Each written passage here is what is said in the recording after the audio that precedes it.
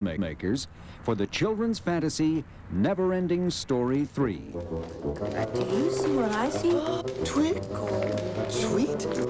Don't put words in my noddle. Besides the young human actors, the movie features two denizens of the land of Fantasia, a grumpy ancient tree called Bark Troll, and a naive 3-year-old boulder named Rock Chewer Jr.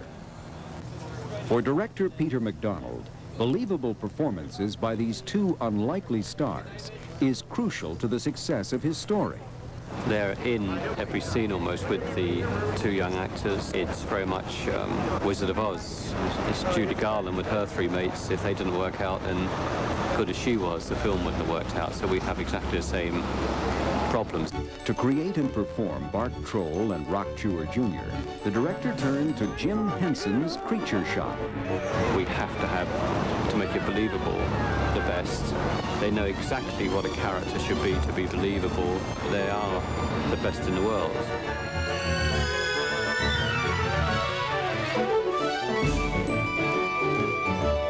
Creating believable puppet performances starts here at the Creature Shop in London.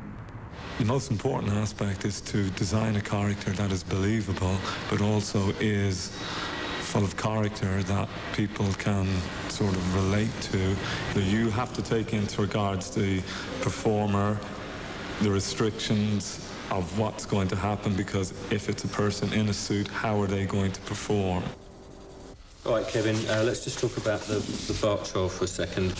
Kevin O'Boyle's work is refined with the help of John Stevenson, creative supervisor of the Creature Shop. But then coming through to some of these ones, I think these are actually getting really good. Okay. So I think this is the direction to go in, personally. Once a drawing is approved, O'Boyle sculpts and paints a miniature figure called a maquette. This will be the basis for a full-size sculpture, which will then be used to mold and cast the character's body parts. For the performer inside Bark Troll, a body harness is built and 11 body sections are created from lightweight foam latex. Each part is meticulously finished with a rubber-based paint called Marla. Great. Now the body. It was fascinating for me to encounter puppeteers for the first time and see what they were capable of doing with, you know, quite straightforward and basic objects, really. And I guess if I've done anything at the Henson organisation, it's always been towards increasing the effectiveness of the things that we make in the hands of puppeteers. Once completed, the character parts are shipped to Vancouver, where they are assembled for filming. Bark Troll and Rock Chewer Jr. are each performed by two puppeteers, one wearing the costume, the other operating the head. Like the other day I had to do a wink, so I've got a wink put in here on that side, and in case the director don't want that one, a wink on the other side. Richard Keith Coombs is the master puppeteer who controls Bark Troll's facial movements. He uses Henson's performance control system.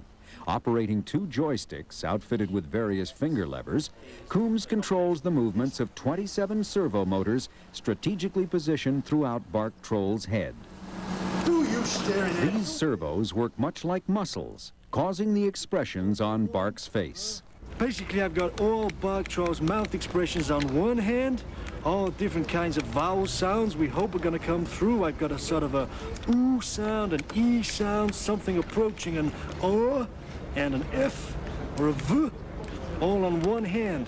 And on the other hand, I have eyes and brows and a few expressions put in which we can program and change from day to day.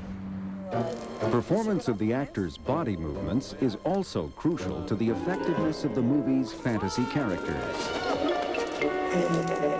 See, I'm doing this, like the trunk here and these legs that move around. I don't know how wide you can go here. And then I've got branches here, and there's more branches out the back, which Richard has control of.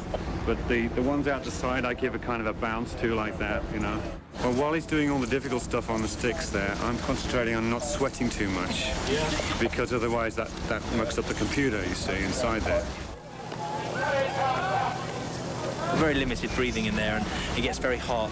And between takes, I kind of have to keep the mouth open for him to let ventilation in, and they blow cold air in to keep him cool. I wouldn't do what he does for all the tea in China. I have to push my body and soul through this costume. I really do. I mean, these aren't my real biceps. These aren't my real hands. So I have to perform double the amount of action. So if I say, if I laugh, then I have to move my body much bigger just to come through the costume, just so it looks alive. Action!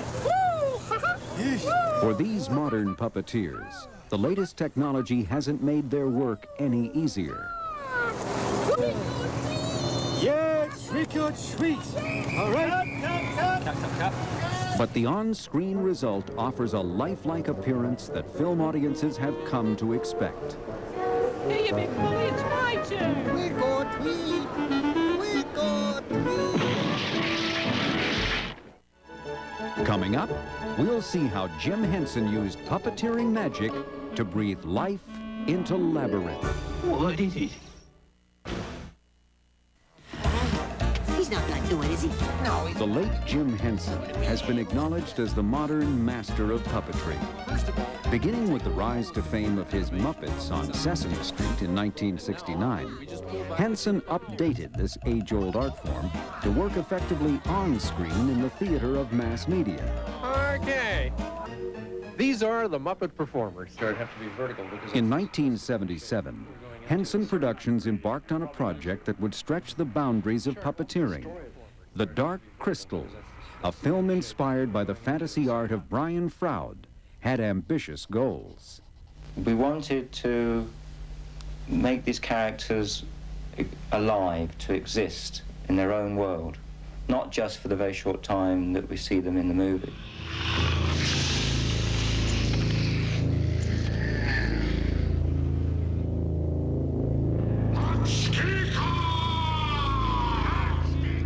with puppets, a puppet generally you're working symbolically. A puppet is a symbol of whatever you're trying to portray. And so therefore, if you have an evil character, it can look totally evil. It can be evil incarnate. And you're not dealing with a live person, an actor who you are imagining in that role.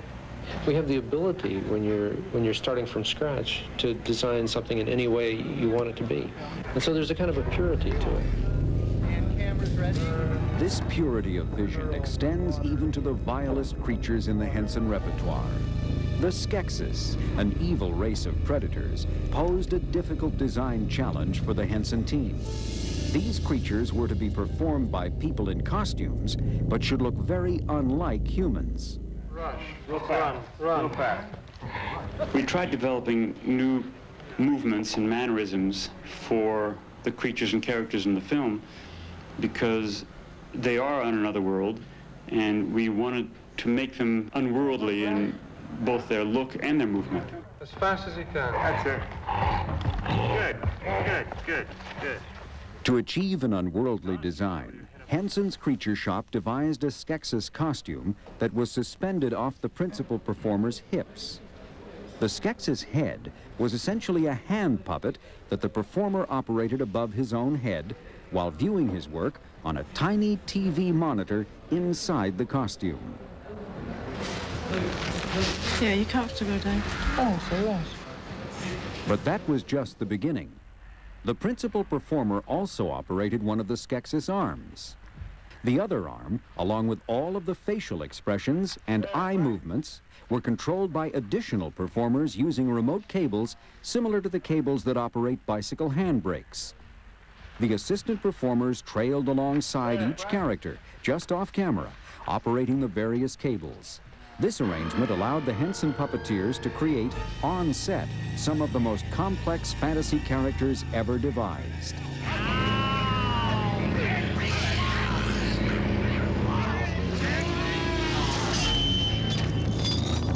But Frank Oz, who performed the Skeksis Chamberlain, recalls definite drawbacks. I love the scene where the Chamberlain is stripped. He loses the battle, and as a result, he's banished. And if you consider that all these Skeksis who have to strip him and banish him from the kingdom have, beside their own performers in them, they also have the 3 to 4 people, or 2 to 4 people. You've got Grand Central Station moving, and it was quite something to have everybody just moving. As you have a small army moving. The Dark Crystal led to a new era in puppeteering. With the aid of emerging technologies, a master puppeteer could now impart realistic movement for a greater level of believability. As long as the characters seem to be thinking, it's a believable performance. It may not be entertaining. I mean, then you have to perform on top of it. But that's certainly the key building block, is making sure that when your audience is looking at the character, that it can really see the character thinking. You remind me of a babe. What babe? Babe with the power. What power? Power of voodoo. Brian Henson was puppet coordinator on his father's next film. Labyrinth continued Jim Henson's groundbreaking experimentation with state-of-the-art puppets. The film stars David Bowie as a goblin king who kidnaps a human baby. Horrible. Huh? No, I ain't. I'm Hoggle. Who are you?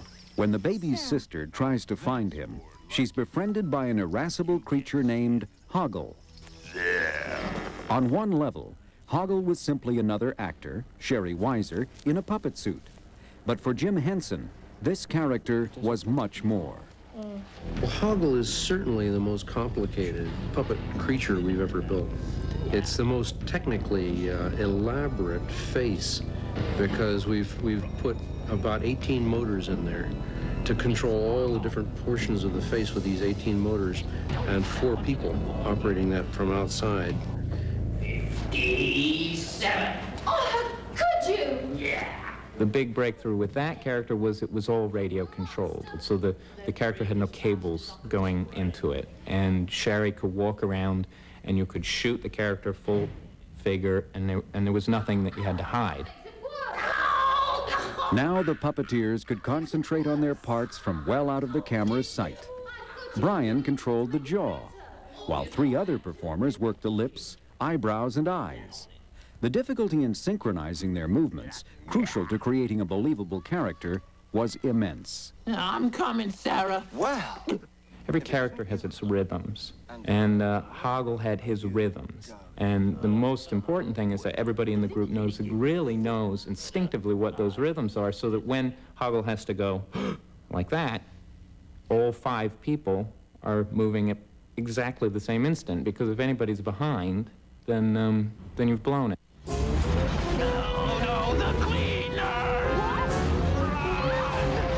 With careful teamwork, the Henson puppeteers were able to surmount the difficulties of this system and bring the fanciful inhabitants of the labyrinth to life.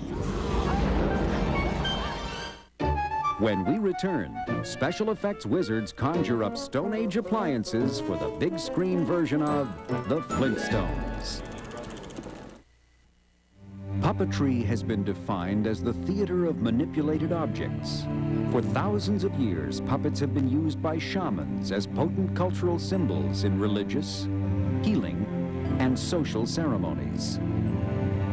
At the Center for Puppetry Arts in Atlanta, Georgia, exotic puppets from around the world share the spotlight with the creations of the late Jim Henson, who consistently strove to revitalize this venerable art.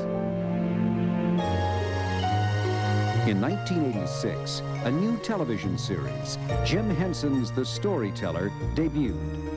It became the testing ground for technology that would bring together more than 2 decades of applied experimentation. Let me see.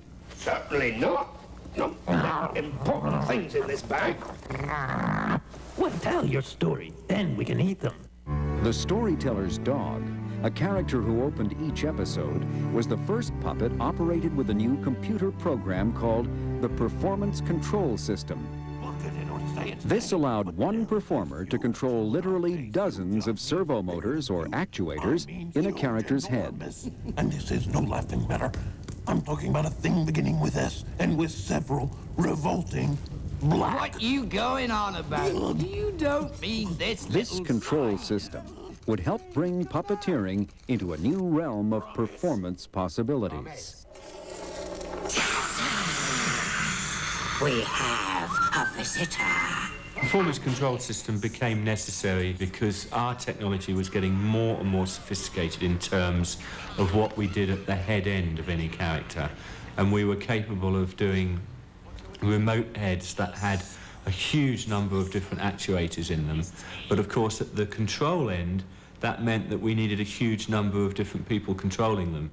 Henson's research and development team, led by David Hausman, was determined to streamline the process. The idea was that a single control switch, instead of operating just one of many mechanical muscles, could activate a complete expression. A bit of asymmetry gets that cross expression going. Let's just try that out now. I think that's pretty well what we want. I ask people, what would you like to perform? Do you really want to perform these individual bits? How about expressions? How about a control that says smile? And this is kind of a bit of a breakthrough, because to achieve that compound movement before meant moving perhaps a dozen levers. What it allowed me to do was give the character real physical mannerisms and trait expressions, and that's really very valuable. It allowed performers to perform from an emotional place rather than a technical place, which is much easier for performers. For the cartoon-based comedy The Flintstones, the performance control system was used to animate many of the prehistoric creatures that inhabit the movie. And go with the Brontosaurus. That's it. We wanted the elements of whimsy and of fantasy and of magic that the cartoon has. That's how we, from the very first, thought of the Hensons, because they are the industry leaders and the best at creating actual characters that you can have with you live on the set performing.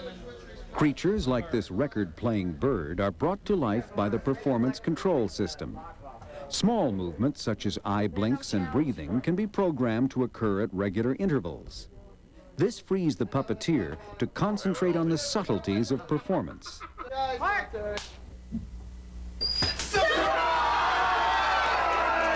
I guess, if anything, the puppeteer using the control system works as close to an actor as a director is used to, so he can just direct all his directions at the puppeteer and get what he wants out of the character at the other end. As their tools improve, the artists and technicians at Jim Henson's Creature Shop continue to find new challenges in their quest to bring inanimate objects to life. We're real perfectionists, so there are endless hurdles still to be overcome. It's hard to get a character to walk with weight. It's hard to coordinate the legs. It's hard to get a motor to move like a muscle. We love to do things that were impossible on the last project. Well, we're going to make it possible for the next project, and then you design tools to make that possible. Tragically, Jim Henson did not live to see his company's latest innovations. In 1990, after entertaining audiences for 36 years, Jim died of a sudden illness. But his legacy lives on. Well, he was always skipping ahead, just like we still do. So us taking big leaps and bounds, I think, is only what he would expect. I think Jim would love the situation that the industry is in at the moment. I mean, Jim was really always the first to make use of new technology. Pardon me, sir. From Jim's early hand puppets on Sesame Street, through the groundbreaking experimentation on Dark Crystal and Labyrinth, Jim Henson's Creature Shop has helped redefine the ancient art of puppetry. With wit, skill, and perseverance, these effects wizards turned cloth and rubber into fanciful personalities and enriched our lives with their own brand of movie magic. The prophecy didn't say anything about this.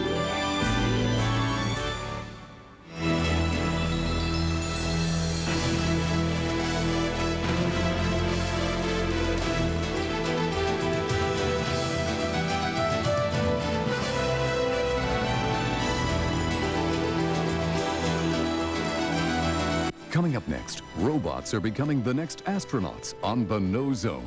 Then, explore a mysterious Egyptian tomb on Time Traveler. Explore your world, only on the Discovery Channel.